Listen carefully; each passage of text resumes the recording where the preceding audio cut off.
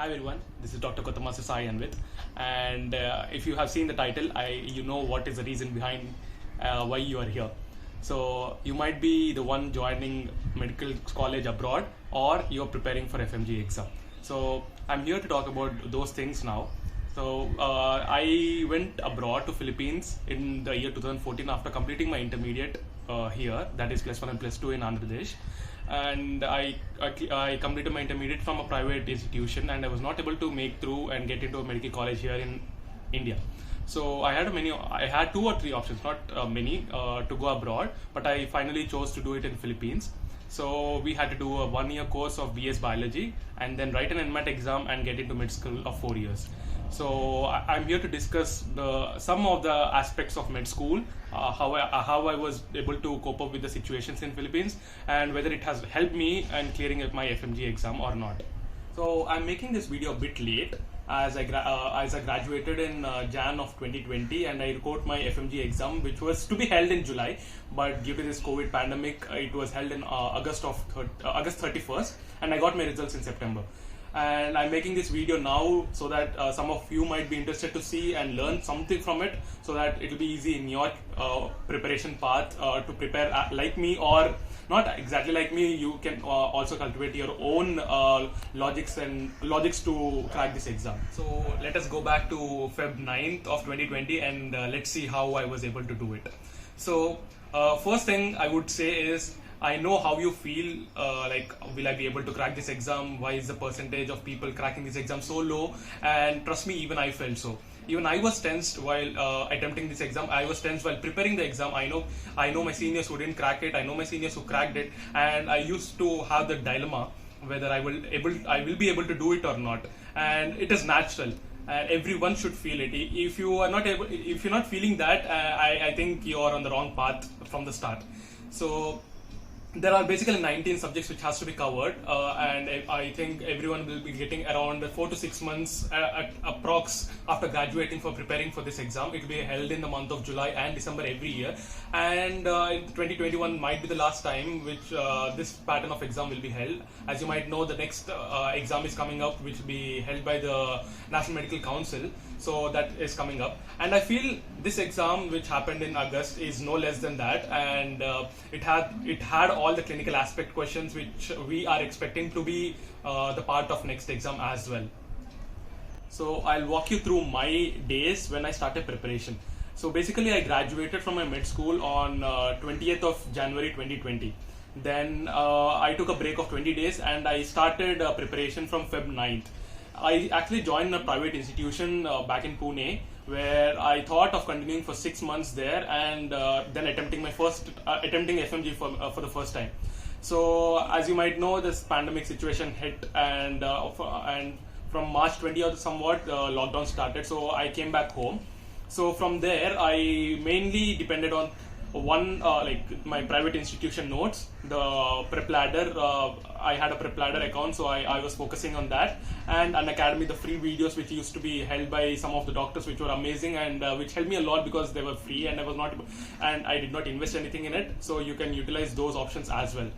So while preparing, when I started preparing from February 9th, I followed the schedule what my institution gave me, like how many days each subject should be allotted, how many days how many days should you listen to the lectures, how many days you should practice the MCQs, and when you need to give the grand test, and all those were decided by the institution. So I did not pay much attention to the timetable and the schedule, because it was already provided to me. So in Feb 9th, when I started my coaching center in Pune, they started with orthopedics. This is just to give you an idea on how I started with, and it might not be the same for everyone, and it is not feasible also. You might have your own idea on where to start, which subjects you're weak in. So I would suggest everyone listening to this to write down all the 19 subjects and grade it accordingly into 3 parts. 1, the subjects which you are confident about, the ones you have read well in your medicine, the textbooks which you have gone through, which you are confident that even without much effort, you can at least score 50% of the marks. And those subjects you mark at one side, and the other 2, the ones which you're not able to do it, or which you didn't pay attention in your med school, and some subjects might be here or there. So after you sorted out all subjects, like divided into 3 parts, then you choose between them, whether the next two parts, the middle one and the last one, whether you will be able to cover all the subjects in the next 6 months or not. So while coming to my preparation, I was not confident in subjects like biochemistry, physio, and a little bit of pharma because I felt them very hectic and there's a lot to cover and there was less time. So you need to sort out all these subjects. You need to pay attention to all the 19 subjects, and that is must, because if you have seen the pattern of asking questions in the last August exam or December exam, I did not go through personally a lot. I did not pay attention to the paper, but when the exam which I wrote, which was held in August, I saw a pattern. The ones which you see in the internet stating these many marks will be allotted to these subjects, and that was not at all followed. Some of the subjects like anatomy, biochemistry, there were not many questions from them. Majorly nowadays the exam setter is focused clinically. Maybe they are combining 2 or 3 subjects and asking a question, clinical based questions, giving you an MRI, giving you a CT or an X-ray. See, that covers a radiological aspect as well as a medicine aspect, and asking you questions on them. So this is going to be the pattern in the next exam in the future when you are preparing for your PG as well. So after you sorted out all the subjects, you need to pay attention to practice accordingly. And while coming to each and every subject, like if you are preparing for anatomy or if you are preparing for biochemistry, or let it be pharma, mainly I used to dedicate around 7 to 10 days for major subjects like surgery, medicine, obs gynae and stuff. And because these subjects need to be learnt and dealt with in extensive manner to comply with the clinical based questions which are being asked nowadays. And for the minor subjects like anatomy, micro or forensic medicine or dermatology, I used to spend around 4 to 5 days, and whichever lessons were taught to me on that day, I used to cover all those topics or majority of them on the same day, so that I won't forget the next day. And it used to help me a lot. I know it is very hectic to maintain this habit of learning the things on the same day through a period of 6 months, because you feel exhausted. And I see many people not even concentrating on their daily activities. If you watch movies, they stop watching movies, stating if I waste my time on watching movies, I may not pass through or clear this FMGE exam. And according to me, I feel that is clearly a myth and which should be busted. And for me, I used to go to movies every 1 week or so in my initial days of preparation. I wouldn't suggest that on your final days, because those things might get you distracted. But my initial days, I used to enjoy a lot. I used to go to movies with friends and stuff. And you should not leave your daily routine or habits, because that keeps you going through the 6 months path you're going through. So I would also suggest you to inculcate habits like solving questions, and I feel it is of very importance. Because if you take books like FMGE Solutions, which was written by Dr. Deepak Maru and Dr. Siraj Ahmed, it really helped me a lot. I used to solve those questions after each of my preparation of the subject. Like once I completed a subject, I used to prepare solve all the questions in that book. And not only that, there are many Telegram groups which you might already know, or you might be in it already, like FMGE Fire Rates and Integrated Group by Dr. Ashish sir. And there are many other groups, and you can also solve those questions. But be sure those answers are from a reliable source, and you always cross check.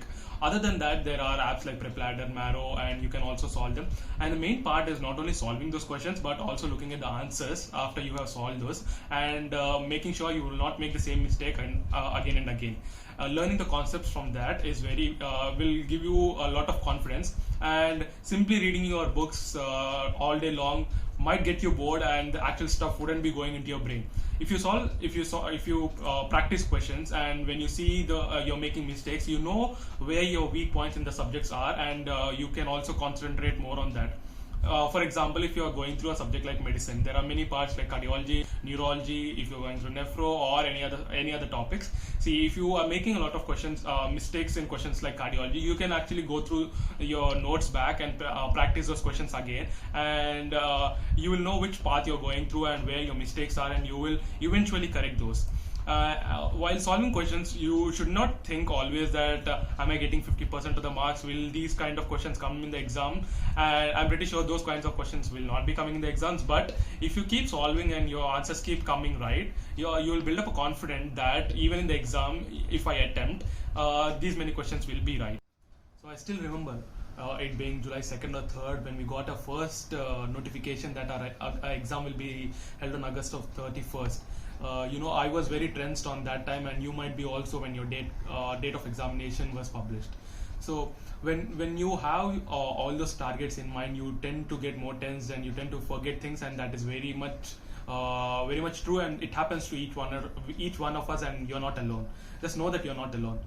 So when I got the date of the exam, I still remember I did not even complete all my subjects. Like I was still left with surgery, medicine, and two or three odd subjects like that, and which made me very tense. And by the end of July, I was able to complete all the subjects once, at least preparation. And according to me, to crack the FMGE exam, revision of each subject at least 2 times or 3 times is very much important before the exam. Even if you have studied, first say I studied my ortho in the month of February, and it is very much impossible to remember that if you have not practiced before the exam, because in the month 4 or 5 months, and that too if you're practicing 2 or more subjects, like you are practicing 19 odd subjects or 18 odd subjects other than ortho for the last 4 months, you tend to forget ortho which you have dealt with it in the start. So maybe even if you have not forgotten it, but once you read it, you will get through it, and your memory start building up again.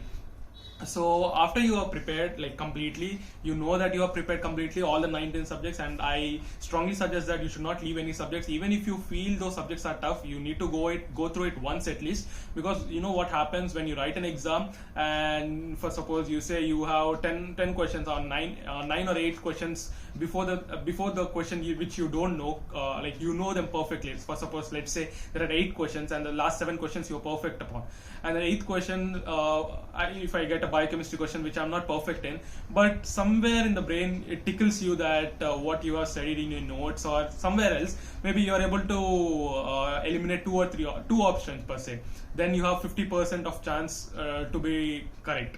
So things like that really happen when my lecturers or when my seniors used to say all this. I was like, how will I remember with the subjects I don't know? How will I able to cope? I was always pessimistic. It will happen or not. Will I be able to crack it or not? And I know many of them will be feeling the same. But trust me, when you go through the subject once or twice, and when the same question comes up in the exam, you will have at least a raw idea on what to eliminate and what to choose it. Maybe you're not right all the time, but just remember that you need to be right only 50% of the time to clear the exam. You just imagine there are 2 mountains, one being the preparation phase and one being the revision phase. I look at it like that. So in the preparation phase, like climbing the first mountain is almost same for everyone. You might take 2 or 3 days more in one subject compared to your friend, or 2 or 3 days less compared to your friend. But that phase would not vary a lot, and that is a phase, the preparation, first term preparation phase. You should be clear in your mind. You need to keep solving all the questions, like how many ever questions you get, you need to solve them. For suppose I used to solve around 100 or 150 questions every day in my preparation phase, so that I am confident. And there were days which I was not able to score at least 50% of the marks which I was attempting on the day. But I used to get depressed sometimes, like what is happening, whether I'll be replicating the same thing in my exam, will I be able to do it or not. But it happens. And when coming to revision phase, you need to start inculcating and studying two or more subjects at a time, so that you will tend to club the subjects, so that you will be able to clear the clinical based questions. So while combining the subjects, you can actually do it in your own way, combining a major subject with 2 or 3 minor subjects, or you can combine 4 small subjects. For let's say patho, opta, ENT, anesthesia and dermatology, you can cover it 1 day or 2 days while revision phase. I'm not saying about the preparation phase. And psychiatric, micro, biochemistry, anatomy and pedia and the other day.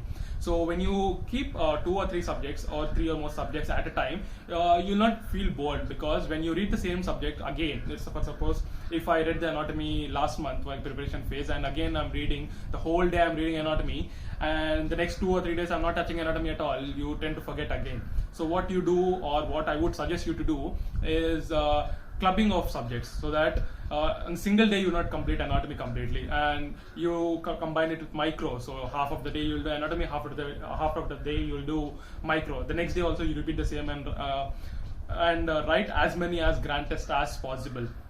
complete 300 questions per se. You sit at a place, you concentrate, you think as if you're writing the exam again, the main exam again, and you attempt grand test. I see many of the people writing 100 questions, then taking rest and doing stuff like that, and that doesn't help you because your time management varies. And even while writing the exam, I'll be discussing later what things you need to do. So right, when writing grand test, you need to focus on what you're doing. Like, just think that is a main exam and you do it. So that happens in the revision phase. The preparation phase, I would not suggest you to completely sit and focus every day, like 15 or 16 hours every day. Usually people tend to do that and say their juniors to study 14 or 15 hours a day, but according to me, students will get exhausted at a time. If you, like, for 6 months, if you do all the stuff, you'll get exhausted just before the exam, and that is the whole thing. The preparation phase goes to waste at that time. So take ample of rest before, and while in the rapid revision phase, you need to focus a lot, at least 13 or 14 hours a day, and even the rest phase, your leisure time also should be in between those phases. So while going through the revision phase in the last month, you need to practice at least 2 or 3 times, which I said before, so that you will be confident on the questions. See, while preparing or in the revision phase, I know everyone will get a point. I will go through a point where you will feel confident that whatever paper might come, I will be able to score 50% of the time. And I got it in the month of August, in the starting weeks of August. My exam was scheduled on August 31st in the starting week of August. That means almost after 5 months of preparation, I was not even confident. But in the last 20 days or so, I was thinking, like, whatever paper might be coming, like out of 300, I'll be able to score 150. That confidence is very important before you write an exam. And trust me, if you have done good work in the last 5 months, you will be able to get it. And it is not very hard to do it. Maybe I'm saying after I'm passing your exam, my exam, everyone will be saying that after you pass your exam, you will say all the stuff, but it really happens. See, after getting the confidence that you will pass in the exam, your mindset tend to be a little bit calm, and you tend to make correct answers, like marking correct, even if you don't know the question very well. So after the revision phase, I actually revised till 29th or 30th of August per se, when the exam was on 31st. 30th, I was only revising my last minute notes. While in the revision phase, whenever I used to make mistake, I used to write it down on my papers, so that I'll revise it on the last day. So only those topics I practiced, mainly the values, the picture-based questions, if there are some, and in the micro part, if there are any slides, you need to remember any dice which you use, and questions like that, you need to go through it once. And I would not suggest that you leave topics like medicine, surgery, obs-gynae, pediatrics. All the subjects are very important, and you need to go through them. Even if they are lengthy, you need to at least complete them once or twice before the exam, because the exam pattern of asking questions is changed now. And on the exam day, while you're attempting the exam, when you sit for the exam, if there are 150 questions and you are solving from the first question, and if you, for suppose you don't know the 6th question or 7th question or the 8th question, let's say 3 or 4 questions you don't know, and you just skip those questions at the first, and you attempt all the 150 questions. You just see 150 questions. And for suppose when I was writing my first paper, I solved around 100 questions, and like 100 to 110 questions, I was pretty sure that they'll be correct in the 150 questions. That made that built my confidence to solve the next 40 questions. So I knew at least I'll get, see, I attempted 100 questions with confidence. So I knew that I'll at least score 85 to 90 correct in them. Maybe 10 I was overconfident and I made mistakes, but I was sure that I'll get 85 to 90 questions in them. So that eases your mind. So your target will be 50 or 60 odd questions in the next part of the exam, in the next 150, that you need to score. When you have when you take off such pressure from your mind, now you tend to think broad, and the 40 odd questions which you didn't get in the first try, in the first part, you'll go back to them, you'll look at them twice or thrice. Maybe you'll get struck with the correct answer or not. That doesn't matter in the exam when you're writing, but don't think of all those and write your exam. You give your fullest potential in that time in that part of the time. And when there's a break in between first part and second part, when there's 2 or 3 hours break, don't go through all the subjects again and start practicing and start discussing the questions which happened in the first part. See, if you have made a mistake in the first part, and that thing will be ranting in your brain that yeah, I made a mistake, what will happen in the second paper, maybe I'll do the same mistakes in the second one or not. And this thing I'm telling you from my experience, because I did the same mistake, and I was talking and discussing about the first part exam, because the exam which we wrote were actually very tough in the first part also. So I made a couple of silly mistakes, and you tend to remember the questions you made mistakes only. See, if I was not if I was confident, if I wrote that question correctly, I wouldn't remember after coming out of the exam. But if I made a mistake and I was thinking for that question for a long period of time, I'll remember that, and after coming out I'll be discussing with my friends, which is a bad thing to do, and it will bring down your morale in the second part of the exam. Just practice the same thing in the second part also. You come back home and you remember all the questions. If you remember, you just go through. There are many Facebook groups and Telegram groups. You can check with them or not. At the end of the day, getting 150 is your target. If you score 200, if you score 250 or 300 or the 300, it doesn't matter. So if you're watching this video when you're in your third year of medicine or fourth year of medicine, I would suggest you to focus on your clinical rotations as well, because in my experience, when I was writing my FMGE exam, there were many clinical based questions, and knowingly or unknowingly I was able to solve them because of my clinical knowledge which I had in my clerkship in the fourth year, and it really helps in that point of view. Maybe you are not going through the exact questions may not come which you are thinking, but when you have a clinical exposure, a good clinical exposure, it will help you while writing the exam. So I would conclude there, and if you have any doubts, and if you want to know how I prepared in each and every subject individually, just leave a comment down below. I'll be making a next video on it. So thank you for watching this video, and all the best for your upcoming exams. Thank you very much.